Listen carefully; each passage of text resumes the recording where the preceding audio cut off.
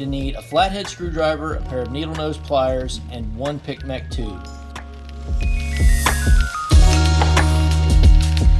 The first thing that we're going to do is we're going to remove the cover of the P.I.C Mech by pulling out around the stops on the other side and rotating the cover forward until it's fully removed. You can set this off to the side.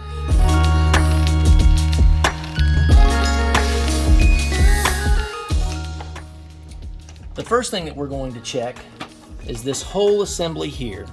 It may be that it's too far forward and there's a little gap that needs to be adjusted. And the way to tell is if you look all the way inside of this opening, there's a tiny little rectangular vertical slot that's supposed to have an alignment pin from that unit pushed all the way forward. And in this, you can see that it is not pushed all the way forward. We're going to adjust that. The way to tell is if you look right here, this tab, this alignment slot, shows you that it's pushed too far back. That is supposed to be pushed forward and there should be a slight gap. You can simply take your thumb and push forward until you hear it snap.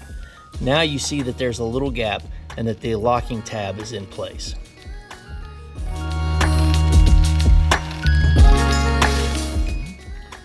Next, we'll put your cover back.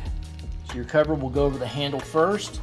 You'll open the bottom and you'll seat the front corners first, making sure that the cover is open so that it seats over the tabs on the bottom first and then seats in the top. Once everything's snapped together, you should be back in business.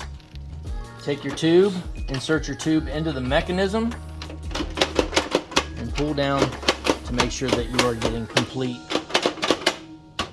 dispensing.